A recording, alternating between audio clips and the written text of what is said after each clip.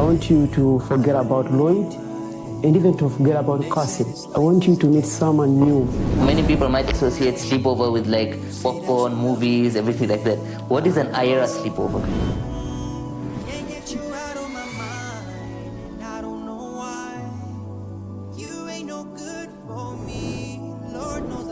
Assalamu alaikum wa rahmatullahi wa barakatuh, and welcome back to Dawah Legacies, a special new podcast here from iERA Malawi with your host Abdullah Panjwani and our special guest today, Sheikh Qasim Lloyd, who is the head of the education department here in iERA Malawi. Sheikh, Assalamu alaikum wa rahmatullahi wa barakatuh. Wa alaikum assalam wa rahmatullahi wa barakatuh. As I was introducing you, we said Sheikh Qasim Lloyd. Yeah. So people might be thinking, wait a minute, Lloyd, that's a bit of a different and strange surname. Yeah. Where has that come from, the Lloyd surname? So for a moment, I want you to forget about Lloyd and even to forget about Qasim. I want you to meet someone new, which is Grem. So this is my birth certificate, which was issued by my father. And as you can see, there is Grem Lloyd, not Qasim Lloyd. Ah, subhanallah. Yeah, so this, I changed from Grem to Lloyd to Qasim in 2002, between 2002 and 2003. That's where I changed from Grem to myself to Qasim. But I was born and raised as Grem. So it's Grem, Lloyd, Dick, James, and we have Linyenga, like a Chichewa one. But this Linyenga is it's like a family name. Okay. So, yeah. Right. So we have English names here: Graham, Lloyd, Dick, James, which is crazy. It's amazing. But to make it even crazier is that even my mom, her name is an English one, and even her father is Alan, English name. Wow, mashallah. But even to make it more crazier is that all my siblings have got English names. So you have me, Graham, and you have, there's also Lloyd, there's Aaron, there's Beatrice, there's Ruby. All these names are English names. So it's a Malawian born Muslim family. SubhanAllah, that's amazing to hear. Yeah. But where did those names come from? I don't know. No, I see what you mean. Yeah. Like we mentioned earlier, head of the education department, right? Mm-hmm. Now, head of education department must be involving a lot of different duties, a lot of responsibilities, must be extremely challenging at times also. Does head of education department also involve developing curriculums and spreading awareness about many different... Yes. So we have a number of duties and responsibilities in as far as the education department is concerned. We raise awareness among the Muslims about the importance of giving dawah and also the reward that is there for us if you give dawah. And also, and this is via, media houses, like on the radio, on the TV, or sometimes also we conduct dawah trainings, like in schools, in universities, like primary schools, secondary schools, in universities. Yeah, so that's number one. Number two, we also develop and review syllabuses, like curriculums. And this is for new Muslims. For new Muslims in the village, as you may know that here at iERA, we work in the villages also. So we create syllabus for those people in the village. And also we have a program which is called New Muslim Imam Program. So we develop also a specific syllabus for those people. And also we have people who are reverting to Islam in the city. So we also have something for them. Yeah, so everywhere where there is new Muslim, we make sure that we have a curriculum suitable for them, alhamdulillah.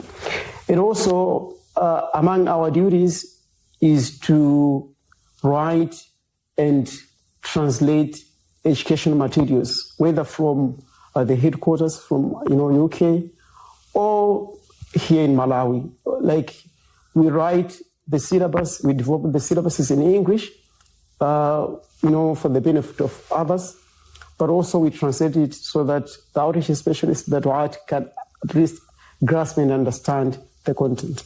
So this is one of the these are one of the duties that belong to education department. MashaAllah, that sounds like a lot of responsibilities. Yeah. May Allah reward you and accept all of your hard work. I'm sure that must be involving a lot of traveling, a lot of interaction, seeing so many different experiences, interacting with many different people. Maybe one thing I forgot to mention here is that we also collect the best practices. Like we are giving da'wah and we are working in different districts. And every district is different from another. So we learn from one district a best practice, and we share that best practice with another district. You see, so we collect all those best practices and share with the du'at so that they can, always learn and develop themselves, alhamdulillah. That's amazing, mashallah. So recently you mentioned, as we were interacting just earlier on, you mentioned you were in Zomba yesterday, and now today you're heading to Palombe, mashallah. So you must be quite well-traveled and meeting and interacting with many different people. So out of all the different da'wah experiences that you've had so far, what is the one that stands out the most? I know it must be a whole list. Yes. Your mind must be processing so many different ones right now. They are actually true. The first one is we went to a mega masdawa with brothers from the UK, and when we were arriving at the dawah scene, like at the dawah place, we thought no, this is a marketplace because of a lot of people who were at that place. But then we realized that no, this must be the place we want to give dawah. You see, so, and alhamdulillah, 500 plus people took shahada with us, alhamdulillah. So this was something very amazing. It was something which I didn't expect to happen. SubhanAllah, on that one day. On that one day, yes, on that one day, alhamdulillah. In another time, so this is like a good experience, and there's another experience which is like bad one, where we are coming from Mega Masdawa with brothers from the UK also, and it was raining. It was heavily raining. I remember we were crossing the river, and the water, we are like in our here. Yeah. And I remember brother Adnan, he was doing a selfie of himself and the brothers, and he was like here, taking a selfie, like, do you think dawah is only, getting on the airplane and having a cup of coffee? Look at this, while we are crossing the river. Yeah, so those are experiences that, stand out from all the experiences I have been, encountering during this dawah. Adventures, maybe, or journeys, alhamdulillah. Adventures, that's a beautiful word, mashallah. Mashallah, may Allah accept all the hard work of all the whole team, everybody that's involved in this. So we mentioned that yesterday you went for a Zomba mass dawah, right? In the experiences you were mentioning, you said mega mass dawah. Yes. And today you're going for a sleepover? Yes. To Palombe? Sleepover, yes. Now many people might associate sleepover with like popcorn, movies, everything like that. What is an iERA sleepover? What happens at an iERA sleepover? Yeah, iERA sleepover is something which is very different and special. More especially because we are doing the work of Allah subhanahu wa ta'ala. So it can't be, like those sleepovers that other people are doing. So during sleepover, first and foremost, we inspect the dawah. We inspect the villages where Dawah is being conducted in. So like if we depart here from the office, we go straight to the villages, and there we'll visit people attending our classes, people learning about Islam, learning about wudu, learning about Salah, learning Surah Al-Fatiha. We visit those people and listen to them and ask them what they have been learning, and also ask them their experience as new Muslims. So that is the number one thing we do when we visit these villages. And after that, at night, we gather at one masjid in the village, at one masjid, with office team and field team. And this field team is comprised with the district head of that district and also the coordinators. So we chat, we eat together, we talk, alhamdulillah, we talk a lot during these sleepovers. And alhamdulillah, it is not only that we inspect Dawah and the talk, but also during the night, we awake each other. We wake each other to pray for, Salatul Tahajjud. Subhanallah. Subhanallah. So it's like a spiritual, what can I say? It's somewhere where if you go, you won't only experience the Dawah in the village, but also spiritually, you will develop yourself. Self-growth, self-development. Self-development. And in the morning, we have a meeting with the coordinators. Remember, we most of the times we have meetings with the district heads, but not the coordinators themselves, people who are in the field.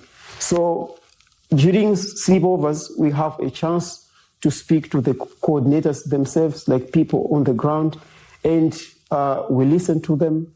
We understand from them how the Dawah is going in the villages, and also how the new Muslim mentorship is taking place in the villages.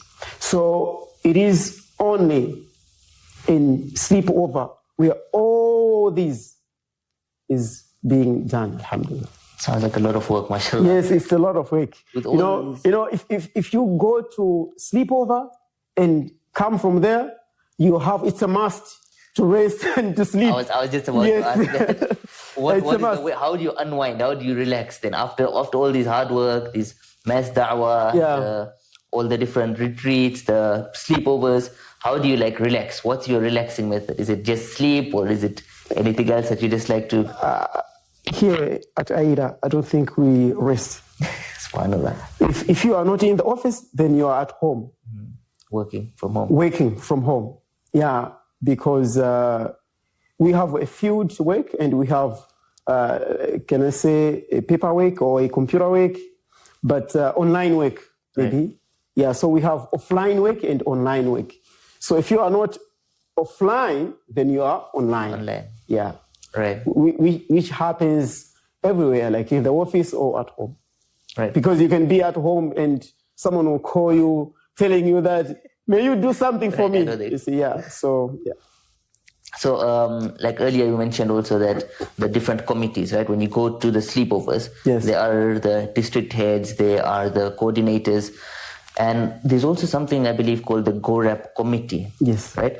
What is this GORAP? Earlier we had a podcast, in one of the previous podcasts we had with Brother Firdaus Ulayya, right?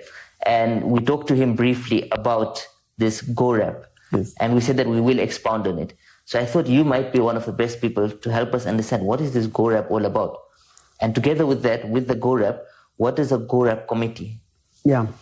Okay, so maybe I should start with GORAP committee, then GORAP, inshallah. So GORAP committee, it's a committee consists of new and old Muslims. Old Muslims, like those born Muslims, or who people who are new Muslims when we arrive in those villages. So we take those people as old Muslims. We just call them old Muslims to differentiate them from new Muslims. So this committee is left by the du'at. So it's like when we go into a village, we give dawah, and after we give dawah in this village, this number of people have taken shahada with us. Then after that, we make a committee of old and new Muslims so that they can, continue the work of dawah where we are away from the village. And these committees, we call them GORAP committee for a purpose. Why? Because GORAP is a methodology we use here at iERA when giving dawah. So it's GORAP committee for them, that this committee is only, created to give dawah, to use these methodologies of GORAP to give dawah. You see, so it's called GORAP committee because their mission and their purpose in the village is to continue the work of dawah. So when we come to GORAP, as I've said, it's a methodology of giving dawah here at iERA. So G, it's an acronym, of course. G stands for God's existence. Like, why do Muslims believe that God exists? Why? And how can we articulate that to non-Muslims? Like to someone who doesn't believe that God exists. Right, so G for God's existence. God's existence. Okay. Right. O stands for oneness of God. Like, why do Muslims believe that God is one? And how can we rationally articulate that to a non-Muslim? Someone who doesn't believe in oneness of God, how can we convince him rationally that God is one? So that's all. And we have iERA. iERA is for revelation. Like we Muslims, we believe in the Quran. So why do Muslims believe in the Quran? And how can we rationally articulate that to a non-Muslim? And we have A. A stands for and or end. P stands for prophethood. So we Muslims, we believe that the Prophet Muhammad sallallahu alaihi wasallam is really a prophet of Allah subhanahu wa ta'ala. So why do Muslims believe that Muhammad is the prophet of Allah subhanahu wa ta'ala? And how can we articulate that to a non-Muslim rationally? Right. And convince him that yes, from now on, Muhammad is the prophet of Allah subhanahu wa ta'ala. How can we do that? So we believe that this is the message. It's like this is the fundamental message that people out there are needing for them to understand Islam and also to accept Islam. And believe you me, people are very receptive to the message of Islam. Like if you tell them why God is one, why Muslims believe that God is one rationally and convince them, and you tell them about the Prophet Muhammad sallallahu alaihi wasallam and that the Quran is truth, period. People understand that message very easily, and upon understanding it, they accept it. So the hard work is not to give someone a dawah. The hard work is not to give dawah to someone. The hard work starts from someone when someone has received the message of Islam. Right, mashallah, that sounds amazing. Yeah. It sounds really deep, alhamdulillah. And that's fantastic. So let's recap. G for God's existence. O for oneness of God. Yes. R for revelation. A and P for prophethood. Right? Yes. So that's GORAP. Yes, GORAP. Subhanallah. So for everyone thinking that GORAP is just the different international rappers and everything, so it's actually a methodology, a da'wah methodology that tries to handle or tries to address and tackle the foundational matters that people need to know about Islam, and how to convince them rationally, logically, and compassionately. Right? Like we mentioned earlier, wisdom. Wisdom is an extremely important aspect of da'wah. Like Allah mentions, "Ud'u ila sabili rabbika bil hikmah." Subhanallah. Subhanallah, this has been a really special episode with you. Very enlightening, very educating, and that's the least we can expect from the education department. Jazakallah khair for this.